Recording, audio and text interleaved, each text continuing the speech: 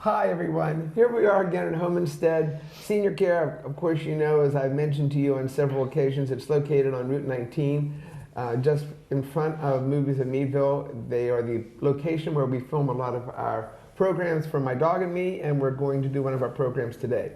So, who I want to introduce to you before we tell you a whole bunch of other stuff is I want to introduce to you Kim. Kim, pronounce your last name for me, I can't get it. Lengling. Lengling. Okay, and Kim and I, how long have we known each other?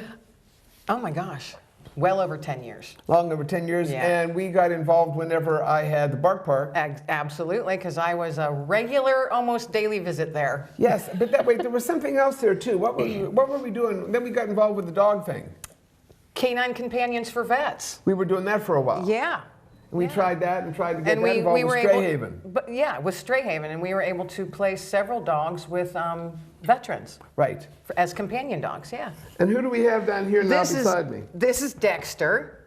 Well, Dexter decided he's going to be with me, I think. I think he decided to do that, yeah. Dexter, Okay. That's Dexter, he's my boy. I rescued him from, I got him from the Humane Society here, locally in Meadville, and I've had him about 6 years now.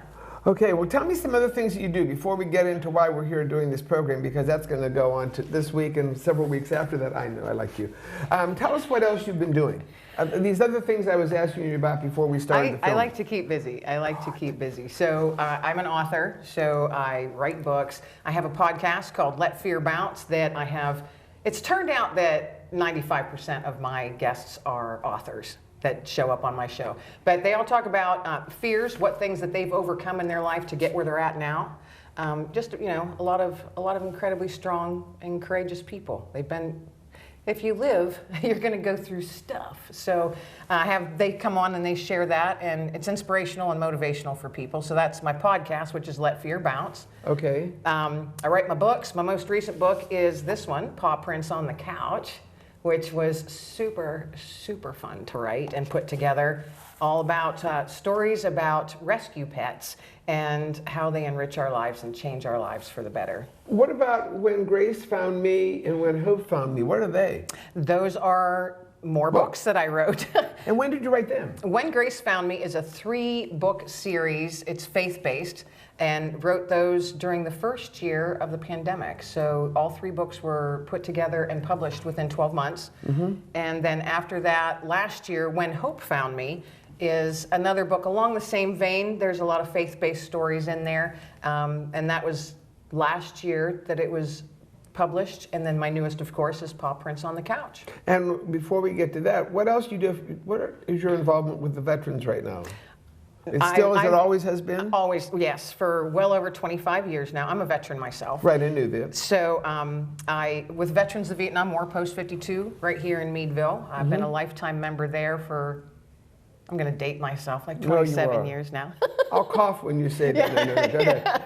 And let's just say I'm in my mid-50s and they still call me the kid. So, which is kind of funny. I've been there a while. So, yeah, I've been there and do project support our troops, sending monthly packages to military all over the globe. Lori Davis and I have been doing that. We are now in our 23rd year doing that. And you also do help for veterans in the area that can't find the help they need, and you kind of direct them, I think? Embracing our veterans. Myself and Tina too. Scheffelbein in Erie, we founded that nonprofit, Embracing Our Veterans, probably close to 10, 12 years ago now. And we help veterans that are homeless or soon to be homeless. And it's most of that is in Erie County right now, so Tina's kind of in control of all of that, but I did co-found that with her about 10 to 12 years ago, yeah. My heavens. Yeah. Okay, so now, to catch everybody up on the present, we have a mutual friend whose name is Marie Ferkley, who happens to be the librarian at the Andover Library. A good thing about Marie is she also recently got some therapy dogs, so we touch base with each other quite a bit. And then she went on to say that she was doing an author day at the Andover Library. Right. And I said, oh, who are you bringing in? What's the person do? And she says, I'm bringing in Kim Lengling. And I said, wait a minute, I know her. I've known her for a long time. I said, what in heaven's name is she doing now? And she said, you had just written a book entitled Paw Prints on the Couch. Paw Prints on the Couch. Well, now what is better to discuss at our My Dog and Me, our programs for Armstrong, than a book written, of course, by you, but Paw Prints on the Couch and it's a good read. And what we want to tell everybody about is this. So let's talk about this, then we're going to talk about what we're going to do with some more programs. So what is, I read this I read the first 2 chapters. We're not even going to discuss what I read because I'm starting to tell her what I read. And I knew Kim whenever she had a dog whose name was Digger. And he had done some writings for me for the Bark Park when I was involved with the Bark Park. Yes, he was the ambassador for the Bark Park. Right, he was. That's what we did. We forgot that. I forgot, yes. And she had written all these books, written as if Digger was talking to the owners and that. If you go back over a lot of the Bark Park newsletters that I did, he was in there quite a bit. Yeah, he shared his tips for humans. Right, and Digger's in here. Yes, he is. And then we'll talk very quickly, but not very long. There's a section in here with, how many years ago did you put Digger down? It was about 6. 6 years ago. Yeah. So I read that, and after I read those 2, I said, okay, I'm done for the night. I'm not reading anymore. Now I don't know how soon I'll get back to it because I was kind of taken back by those 2. So tell us about Paw Prints on the Couch. This is something I've been wanting to do for years, and rescue dogs. Each dog I've ever had has been a rescue, and so that's where my heart lies. Giving a dog a home that otherwise has been through a tough time. And Digger was a puppy when I got him, and got him from the local Humane Society here, and had him for 14 years. He's just an awesome dog. And what kind was he? He was a Lab Shepherd mix. Okay, and he was a big boy, 105 pounds, super protective, super smart. And he spoke German. He did. He was fluent, and he was bilingual in German and in English. And we trained him. I trained him in German, and as well as Dexter here, I've trained him in German as well. Okay, so then you decided to write this book. Decided to write this book because all of these stories in my head of what the dogs are telling me. Because that's how my brain works, Sue. Wait a minute, we're getting into a little bit of psychology here, but that's okay. So no, they've got, if humans would pay closer attention and just listen, their dogs or any animal has something to tell them. You just got to pay attention and be in tune with them. And so I was very in tune with Digger, and very in tune with Dexter now as well, that I've had him for about 6 years. But all of those stories, and I reached out to a few people that I knew and said, hey, would you like to share a story of your pet or your dog? And that's how it came about. So I got about 10 authors, and they all said, absolutely, I want to share a story of my dog. And they're so heartwarming. Was anybody from around here? There's a couple local. There is? Yeah, a couple local, but they're from around the country. Arizona, California. I think there's one in New Jersey. Wait, how do you get these people? I know a lot of people. And you just It's actually from my podcast, Let Fear Bounce. I've had close to 200 guests, so 200 episodes. Oh, okay. And on my podcast, I always say, I have what we're going to talk about. I go, but we will always talk about coffee and dogs as well. And so pretty much everybody I've had on there has a pet or has a dog. And of course, they just gush. Yes. And so the ones that I had heard that they had beautiful stories, I reached out to them, and of course they said, yeah, I'd love to do that. So. Interesting along those lines, as people, the audience know, I do an awful lot of pet therapy work, and I spend a lot of time at the Cancer Center, but also, of course, at Meadville, Liberty Street. And when I go into a room, whether it be there or a nursing home, I guess is probably the better example. When I go into a nursing home and they see the dogs, and I always say the first line, did you have a dog growing up? And that's the beginning of the conversation. Then I've got to try and get away from that because I'm supposed to be there like an hour, and I've only been there I've been there close to an hour, and I've only probably talked to 5 people because they want to tell you all about their dogs. Yeah. So it's another indication, and boy, what a place to get to know somebody is how they explain and talk about their dog. Oh yeah, you can see what kind of person they are. And if you don't like dogs and say something mean, then I usually don't stay and talk to you very long. Well, your dogs are also very good judges of character with humans. I watch how he reacts. Well, okay, sorry, I got to change my mind on that one because Dexter loves everybody. Dexter does. Dexter loves everybody. Now, Digger, on the other hand, he wouldn't have to make a noise or anything. He would literally just show his teeth. He would just go, and it would stop people in their tracks because he was a big boy. He was. He didn't have to do anything to be intimidating. He would just show his teeth, and I'd be like, okay, then that's not a human we want to interact with.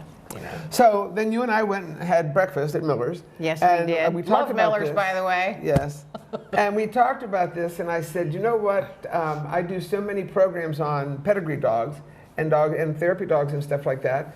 And Kim is really into shelter dogs and really into what they do in dogs in general, that I made a decision then, which I shared with my cameraman. I think what we want to do is not only today talk about the paw prints on the couch and really promote your book and how other people should certainly get it and read it, and we'll keep doing that every time you're here, but in turn I'm going to talk about shelter dogs because we don't give them enough attention. You have a line in there, and I think I might be misquoting it, but I think you said there's a dog somewhere. There's a dog somewhere for everyone, or how did you say that? I don't remember, but I know what you're talking about. Yeah. Someone just said to me they just had lost a dog, and I said, "Are you going to get another one?" "Well, I don't think I'm ready right now." And I said, "Oh, there's a dog waiting for you." There's a dog waiting for, yes. There's a dog waiting for you. That's how I got him. Right, and that's how I've gotten some of them too, that all of a sudden I get this, it comes in my head. There's a dog out there that needs you. Yep. There's a dog out there that needs you. Someone just said that. I just got another collie. You know, everybody knows I'm a collie fiend, and I have Maddie, who's my 4-year-old on Halloween, and I just love her. And then I put down another dog about a month ago, and it was my Lhasa Apso, and he was a pain in the butt. He was difficult from the moment, and I never really had him too well housebroken, which is a joke in itself. And I said to somebody, when I put, a real quick story, when I put Roscoe down, Dr. Wade said to me, "Sue, what are you going to do now?" And I said, "Oh, I don't know." And she said, "Well, maybe you need some time with Maddie alone. You've only had Maddie for a little over a year, and you can bond with her and this, that, and everything else." And Dr. Wade was giving me this long speech about how I should do this. And I said, "Okay." She says, "Maybe 6 months with Maddie." I lasted 10 days.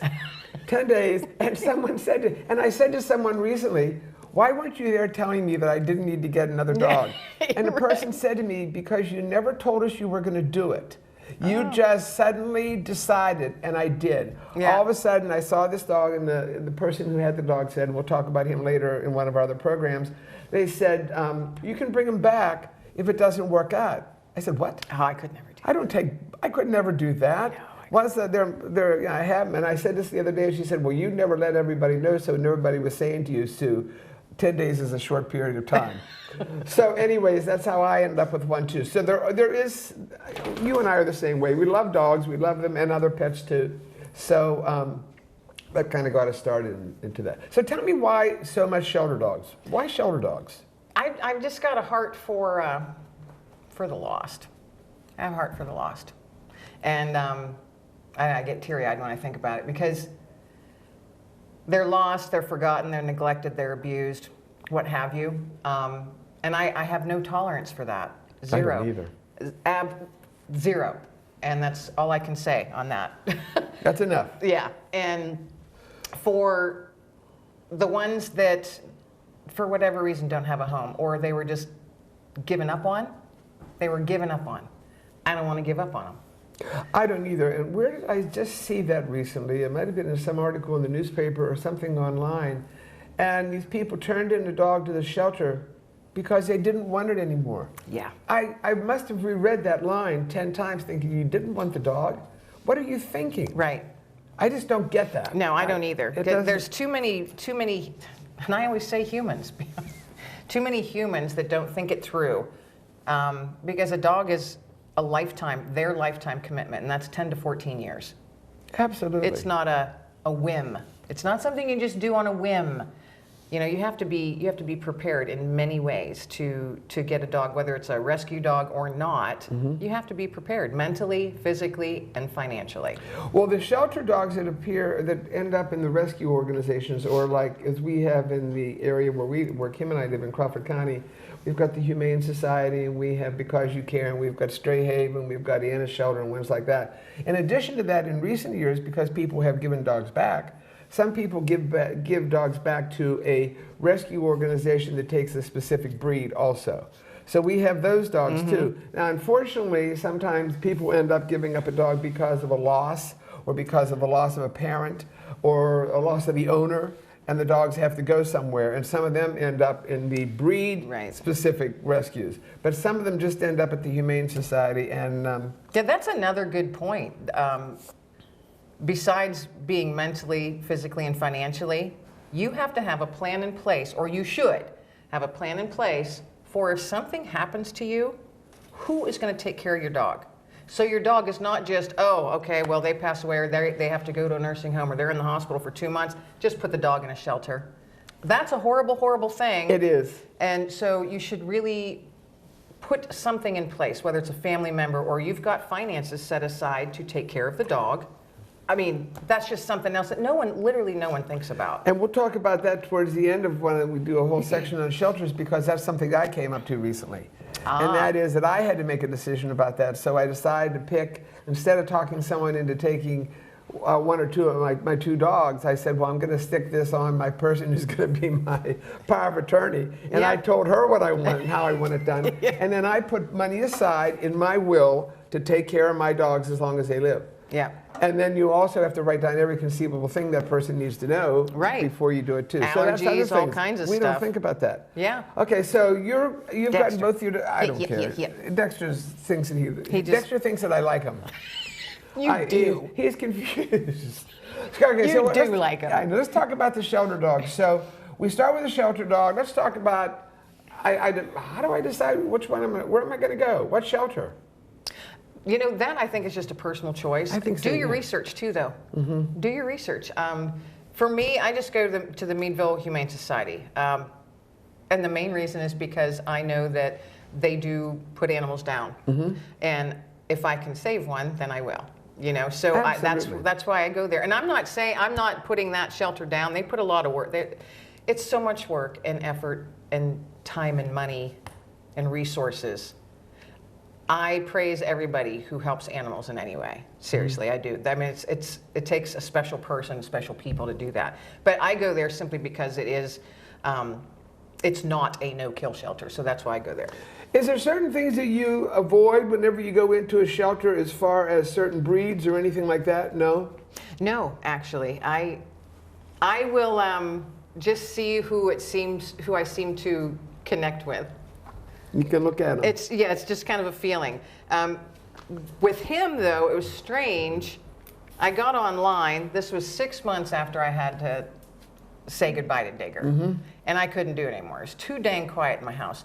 So on the way to work, I got that little nudge in my head saying there's a dog out there that needs you. So I looked online on Humane Society. There was only 1 dog listed, which is really odd. Yes. And I went, why is there only 1 dog? And then I looked at the picture and I'm going, well, isn't he a very interesting looking dog? And it was this one. It was him. And he's gray-faced now, but at the time he was completely black, mm-hmm. and that 1 blue eye, 1 brown eye, you know, and all the different colorings he has on him. And I went, well, he's incredibly unique and he will fit in my realm perfectly. So I thought, well, let's set up a time and go meet him. And I did that night, but I told myself he has to choose me. So I wasn't going to speak, move, whisper, talk, pet, nothing. You did none of that? None of it. I went in that little meet and greet room they have. Mm-hmm. I sat on that cement floor, and the volunteer brought him in. And he was very ill, very skinny, really skittish. And he was just pacing back and forth, back and forth. And he'd scratch at the door, pacing back. And I just sat on the floor waiting, and he'd come and sniff and then jump away. Mm-hmm. And I never moved, never said nothing. After about 10 minutes, this little turd head. Turd head, she calls you. I say it in love. He's a little turd head. My gosh. He came and sat beside me and leaned his whole body against me and put his chin on my shoulder, and that 1 blue eye looked up at me, and I went, okay, he chose me. Then I just kind of looked at him and went, all right, you're coming home with me then. And that was the only time I talked. It was right because he chose me. It took him a while. He was scared. And then getting home, when I went and got him the next day, and you and I were talking about this, that the 3-3-3. Right. I never heard that before. Okay, 3 days, 3 weeks, 3 months. And you know, it really is true, because the first 3 days that I had him, he was quite ill. Mm-hmm. Diarrhea, throwing up. Oh, good. Really skinny. Had him on medication and super skittish and afraid. And I start training immediately. Very, very gently, because he was, you know, it's a new place. Sure. And that's something you have to remember. Those first 3 days, they're scared still. Yeah, they're tough. Yeah, they're scared. And he was trying to hide and be as small as he could. And he seemed fearful when because I train in German, but I also use hand gestures. Mm-hmm. And a couple of hand gestures that I would use, he would throw himself on the ground and cower. And I went, okay, he was hit. Yes, you've been hit. And then I got angry in my Yep. head. Mm-hmm. And I assured him that would literally never, ever, ever happen again.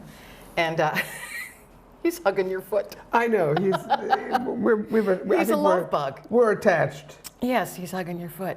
So, you know, after those 3 days, those first 3 days, he started to settle a little bit, but he didn't really want a whole lot to do with me. He stayed away from me. He stayed in a corner. He would hide his head in a corner, or his head would hang real low, like just dejected and sad. Mm-hmm. And I'm like, oh, he doesn't feel safe yet. Right. And then after about 3 weeks, and it really was to this timeline, after about 3 weeks, you could tell him he was settling in. And he finally jumped on the couch, because I let my dog on the couch. Oh yeah, so do I. You know, they rule the house. So he jumped up on the couch, but he wouldn't come near me. He stayed at the other end, all curled up in a little ball. Mm-hmm. And it did take 3 months, and I did notice this because I was keeping track on the calendar. At the 3-month mark, his personality started to shine, because he never made a noise. Never made a noise. And when I got him, his throat here was really swollen. And so I literally, today he has a collar on. I never put a collar on him, because I think it's a trigger for him. I think he was yanked, and Oh, I'm sure. I have no idea what happened, but his neck was so swollen and huge, and I don't think he could make a noise. And I noticed that the first couple days, so I took the collar off and never put one back on again unless we go somewhere. Then I usually have him on a harness. But that started to go down a little bit, and when he did start to make noise, he was tried to bark, but he couldn't. It was like, ugh. And I'm going, okay, his voice box is Injured.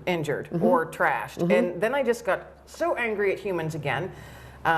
So he's spoiled, rotten.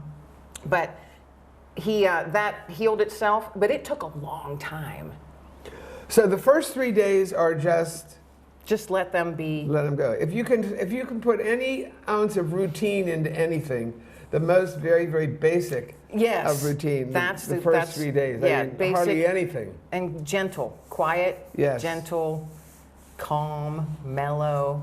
Yeah, no grabbing, dragging them in the house, none of this kind of crap. No sharp talks, no whatever, just let them, they're living beings. And regardless, I don't care what anybody thinks, but they have a soul, they have a heart, and they just want to be loved, and they want to love their humans. Let them do that. Give them the space to do that, and let them know that they're safe. And those first 3 days to me, I just had, he's going to fall asleep. He is. Just let them know that they're safe, that they're at a safe place now, and they're not going to be taken back and, what have you. And then after that, we've got what? 3 weeks. 3 weeks. Those what happens first then? 3 weeks. That's when I've noticed with him and with Digger, when we had Digger. Now, Digger was a puppy, but it's still the same thing. They started to feel a little more comfortable. They would get up and walk around a little bit more on their own through the house, eat a little bit better, because the first few days they might not eat much or at all. He didn't. He wouldn't eat at all. But those first 3 weeks, you're also going to know how they eat, what they eat. Now with him, I had no background on him, so he's eating food, and then all of a sudden he's pulling his hair out. So he had a food allergy. So those first 3 weeks, I learned all kinds of stuff. His throat, he had a food allergy, I had to switch his foods, and by the end about that first 3 weeks, he was getting a little more comfortable. He listened to my commands. He was walking with me, not on a line or on a leash. He would stay right by me walking around my yard. And I have a big yard. I'm fortunate I have a big yard, so we can go out there and roam around. And he started realizing, oh, I think she's my human now. I think That's a big thing when they realize that. Yeah, and you can see it. You can see it on their face when they realize that. And then your heart just goes, oh my goodness. Yeah. Sorry, I keep hitting my microphone. Huh. Yeah, so, yeah. Well, one of the things I could interject there too, I do an awful lot with the therapy dogs, and most therapy dogs, a lot of people get them whenever they're puppies, and then they've got to be 1 year of age before they can become therapy dogs. But if you get a dog from a shelter or from anybody else or any other source, then you have to have the dog for 6 months before you can ever test them. Oh, okay. Which is kind of interesting, and I never realized that until I read that section in the book, because it takes about that long until that dog has adjusted to you. Right. And that's a good indication that they're going to make it, or hopefully you're going to make it at that point. Yeah, So hopefully. that was that 6 months deal too. Yeah. And it took, the 3 months part, once you reach that point, by that point, hopefully, if you've done your job well, Right. they should feel comfortable and their personality should be coming out and listening to you, because you do have to train them. No matter what kind of dog you have, you do have to train them. Oh, you mean I just can't let them do what they want? I know a lot of people do. I know they do too, but that's not a very good idea. No, you do. I strongly recommend beginning training from the day that you get them. Yeah, I do too. Very gentle. And when do you stop training? Never. Never. That's always our line too.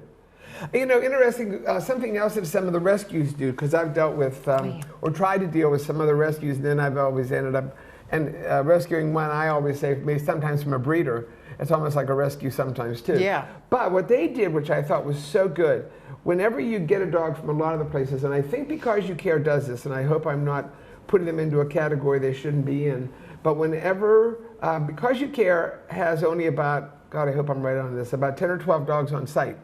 And all the other ones are fostered.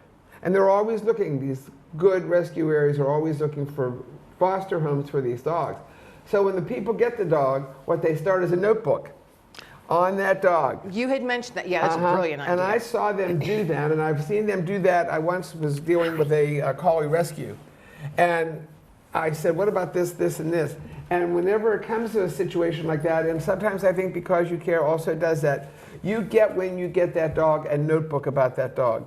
From the time they first got that dog, everything about that dog.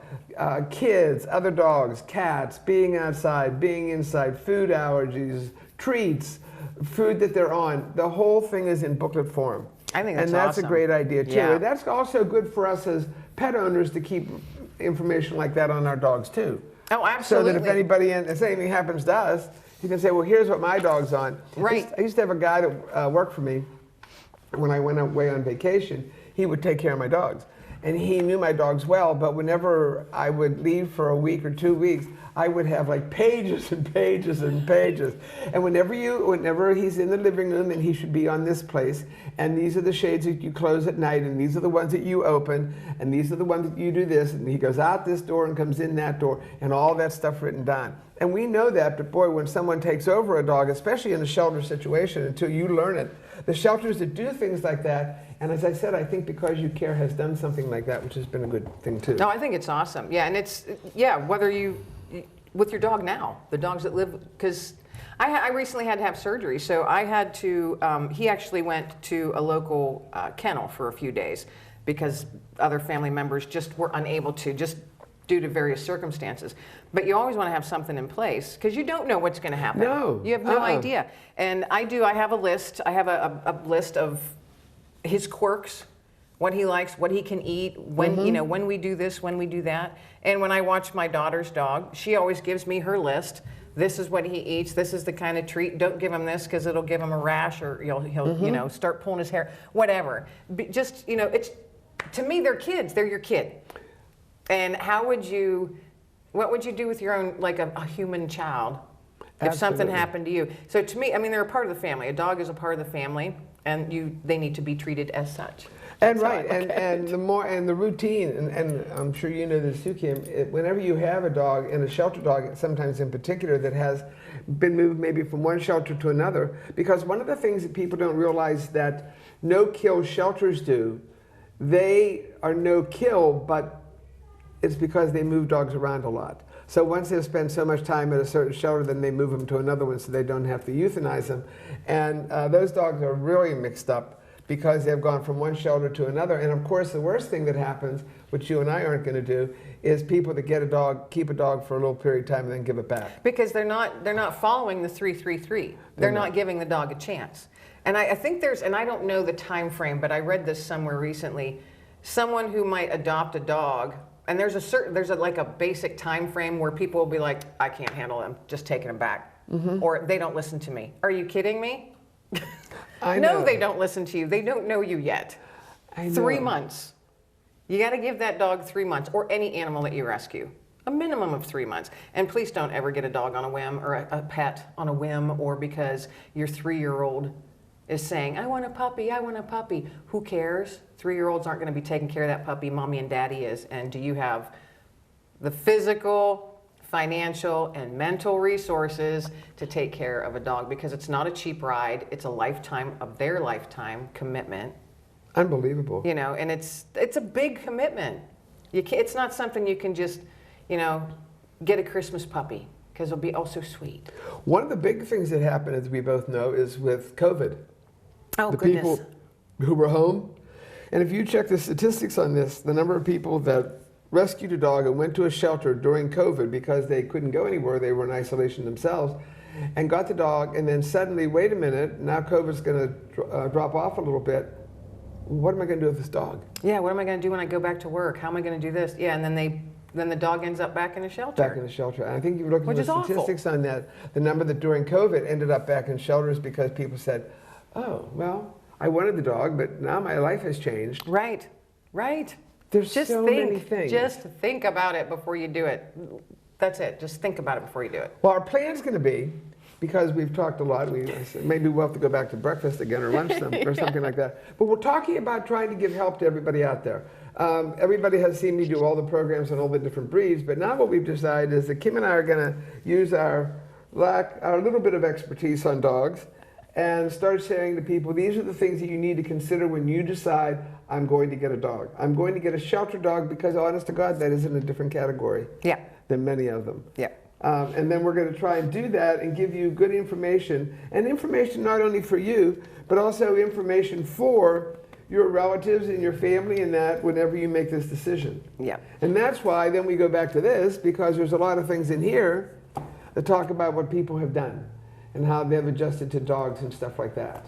And there's some tips in there at the end, and it's just a good read, actually. It's just a good read. It is a good read. Where do they get this? They can get that on Amazon, actually. It's where it's available in ebook and in paperback. So you can get a hard copy. If you're local, I can give you one, a signed copy if you want, or just order yourself one on Amazon. Ebook is $2.99, I think, and paperback is $12.95 on Amazon. $12.95 for this. For the paperback, and $2.99 for the ebook. So if you have an e-reader, or that's what you like. Well, I'm going to tell you something. I read 2 sections last night, and it was worth my $12, although I have tears coming out of my eyes thinking about this crazy Digger and that stuff. Because I knew Digger, and I'm thinking, oh my God, that's good.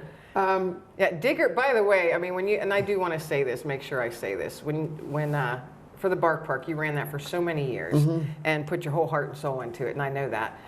Digger and I think we went there, he was 14, I think we went there 10 of his 14 years. I think so too. And as soon as we'd get there, he was straight for the pond. Straight for the pond, and we would, 65 acres that you had there? Right. And you had a great thing for a discount for veterans, which I appreciate because I took advantage of that too. But Digger and I spent hours and hours at the Bark Park. Talking about, I gave any veteran had free membership at the Bark Park. And so I had that for 10 years. Oh yeah, and I was always saying, well, let's do this and let's take care of them. Now, as soon as I would say we're going to the park, I could not. I had to start spelling it because Digger knew exactly where we were going. And as soon as I would say that, he would grab his leash and sit at the back door and just shake, like, let's go. But it was just awesome, and I'm so glad that you were able to provide that, because that really, it gave me and Digger 10 years of amazing enjoyment. And we met all kinds of other fun people and their dogs too while we were out there. So I'd like to, I think there's some people that I know that would certainly benefit from this, and I think, again, back to Wednesday nights, I visit so often at the Westbury. And Westbury, I'd like to do something almost like the play it forward deal. Say, I'll give you this book. I know you might want to keep it, but you know what? Pass it on to somebody, and if you like it a whole lot, tell them about it and so on. But I can't tell you how much I appreciated the 2 chapters that I read. And knowing Kim, we're going to be reading a lot more about this. But I think it's a great read, and it's a quick read. It almost reminds me of a Reader's Digest type read, where it's like 2 or 3 pages. Yeah, they're short stories. Is it 1,500 words? 1,500 words or less is each story. So you don't have to, you can pick it up and just open it and read a story a day if that's how you like to read. I had there was an older lady out west in Nevada. She would buy every book that I had put out, and she was like an avid fan. And she literally just passed away before this came out because I had it all ready to send to her, and she just passed away. But the other books are the same way; they're anthologies. And she would always say, "I can't wait till the next one comes because I keep them all by her recliner." And she goes, and I love to just be able to, when I'm having a tough day, pick it up, open it up, and read that one short story. It takes about 6 minutes to read each story, and that would give her the inspiration, the motivation to keep going. She was like 89 at the time. Yeah, so, right. you know. It was funny because I'm thinking to myself when I'm reading this last night, and I had something I had to do before I was going to bed, and I thought, I wish I were going on a plane ride. I wish I was taking a trip to California or going on a cruise or going down to an all-inclusive because I would take this with me. Because this is the type of book that is great for something like that. Because I never have the time. Someone says, I sit and read all the time. What?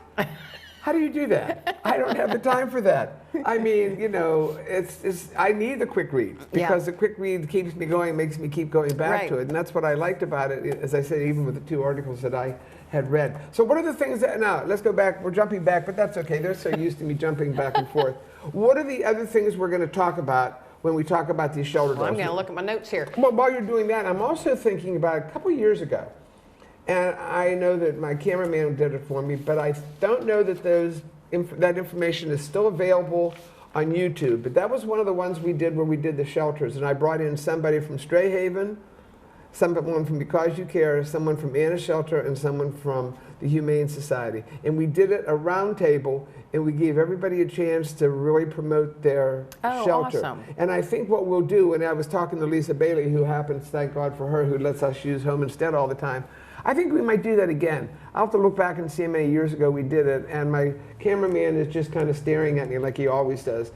But I think we did that several years ago, and now would be a good time to revisit that. Sure, or anything like that. And I always say this to people whenever I'm shopping. Like I was at the Pumpkin Fest last night, or yesterday, and a lady said, I watch your shows, and I said, well, that's great. What do you want me to do next? What show? And she said, I'm not sure. And I said, well, come up with an idea. So that's where the ideas come from. Yeah. This one, shelters, the different shelters in the area. So anytime we can get information to the possible pet owners, that's what we need to do. Absolutely. So what are we going to talk about in the next ones?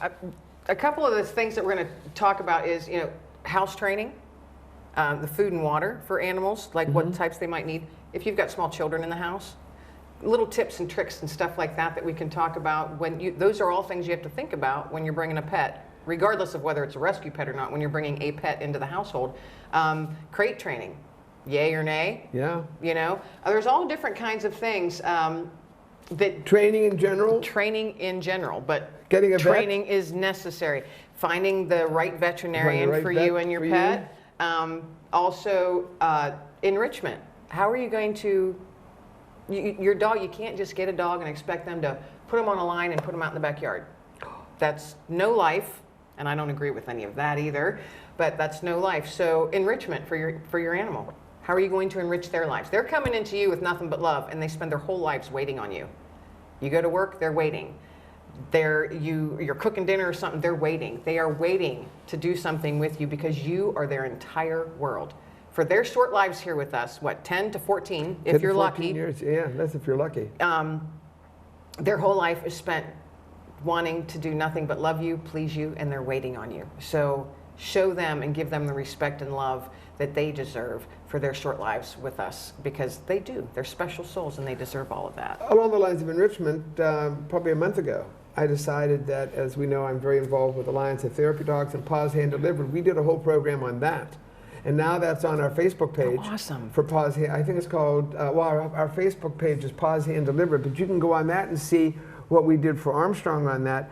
And another enrichment, I'm a strong believer that the dogs benefit tremendously from being therapy dogs. I couldn't agree more. And they like going there. And just like you said, whenever you get out something or a call or whatever, as soon as I get out my dog's vest, it's like, now I'm attached. Now what? Now she knows my routine. She knows I'm going to go from there to my bedroom. I'm going to do this. I'm going to do that. I'm going to go here. I'm going to change the lights, move this, move that. And she's waiting because she knows my routine, and that's what she wants. And she wants to go with me there. and Pumpkin Fest or wherever we go. It's so important. I can't imagine not having a dog. I couldn't either. I couldn't either. Oh, and another thing that we can talk about, it'll be brought up, I'm sure, is what you do. You know, you've got to train your dog, not only for being at home, but here I'm outside of my house right now, and we're in a completely strange place, and he's completely content and sleeping right now. Well, he wasn't. Well, he was bothering me. He wasn't bothering you. He was. you. I thought, why do I have to keep petting this dog? Why do I have to keep petting him? But he's completely content and not fearful. You know, so that's all, good. You know, love and training. Okay, You know? so until we meet again, until you watch us do any of these programs, and I'm not quite sure how soon we'll be back again, but do me a favor, go on Amazon, check this out. It's a good read. It's certainly a reasonable price. Get one, maybe get two. Keep one for yourself. What you're going to do, here's what's going to happen. You're going to get one, and you're going to want it for yourself. I'm thinking about that. Who am I going to give this to? I'm not going to give it to anybody. I might have to get another one at some point and pass it on so we can pass this around. The other thing is, Kim is local. She's local in Crawford County, and we need to support the people in Crawford County who do good things for us. And this is a great read and something we need to do. So think about that. Paw prints Well, and another on the thing that couch. I didn't mention is a portion of proceeds, and this I'm going to do this for up to Did 12 they go to months. me, a portion? No. Oh, I was trying. She tried. Nope, not happening. Okay. A portion will go, and I'm hoping that I can do 10%. All depends on sales, of course. But over the next 12 months, from the date that it was published, a portion of the proceeds will go to a local shelter. Great. So that's another reason too, just because I want to give back as much as I'm able. But that all depends on sales, of course. So every quarter, I'm going to see what the sales were, and if I have a decent chunk that I'm able to provide, then I will do that. But that's something else I wanted to do too, is a small portion to go to a local shelter. What's your email, or what's another way they can get in touch with you? Best way you can get a hold of me, just go to my website, which is kimlenglingauthor.com. Oh, spell that. They'll never get it. KIMLENGLING author.com. There's a contact section in there. Actually, Dexter has a page, because he's my office manager, by the way. And you can see how well he does. Well, he's useless, because look at this. This is how he works at home as well. But he's got his little page there, and he's like, this is how you contact my mom. So you can contact me through there. That's actually the easiest way. So yeah, he's my office manager, and he's really good at what he does. He tells me when to take a nap. He tells me when it's time for me to take a walk. He tells me when it's time that I need a treat.